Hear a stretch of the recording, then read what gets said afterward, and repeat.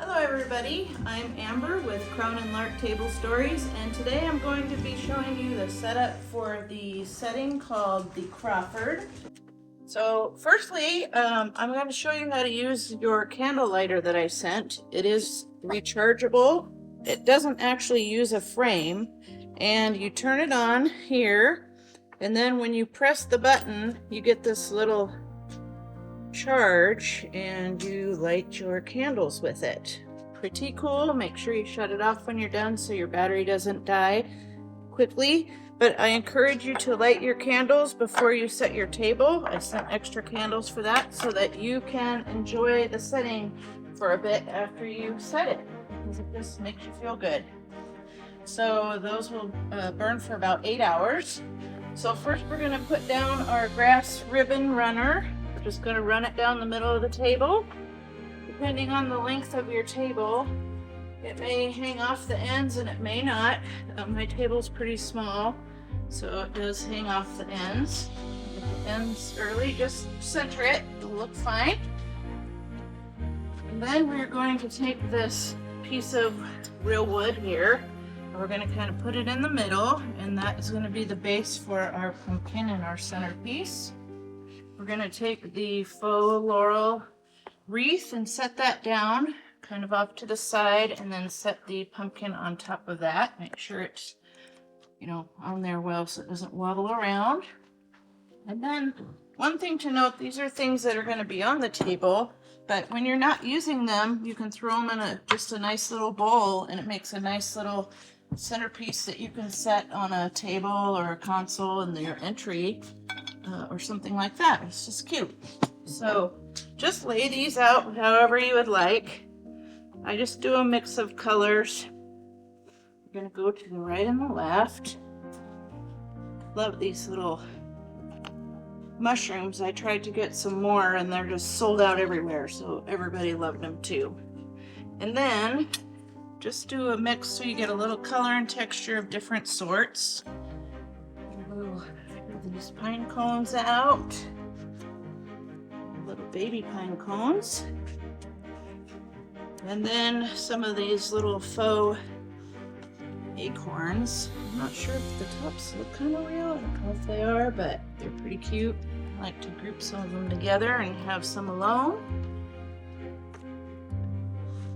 And then, set this aside. I'm going to put our bouquet here.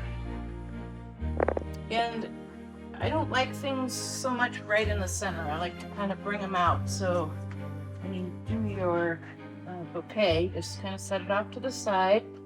I would say about 1/3 of the way in. And then kind of have your little decorations trailing out from there. And then you have your tea lights, and you've got 3 clear and 2 gold. And just set those here and there throughout. Make sure that when you set them down by your bouquet that there's no flame near it. Most of this bouquet is faux. Some of it is dried, but you don't want to have a fire. So just gonna mix those out how you set them out. You can put some on the runner and some off. And then for our place setting, we're going to put down our placemat and then put our charger, which is a fun kind of a matte silver.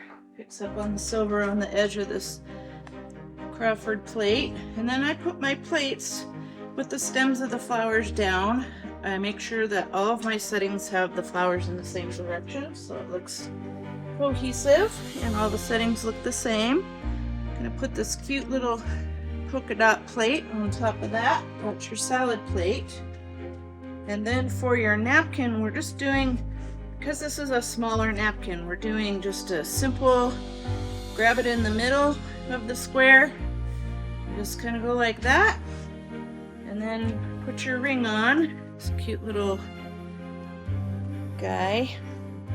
And then I just set him in the middle. My husband likes to make turkey noises because we have wild turkeys that wander the neighborhood here. And then I put my glass, my hobnail glass, and then this cute little vintage juice glass. You can use this for juice or alcohol or anything. Just adds a little bit of color, and I just thought they were super fun with this setting. And then your silverware, as usual. Your knife goes blade in on the right.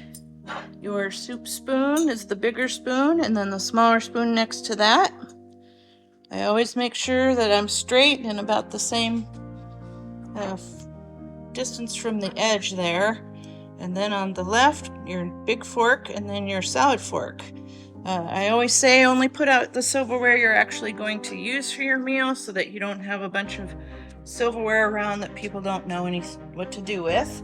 So if you're not going to have soup or you're not going to have a salad, just make it easy for everyone and just put down what you're going to use.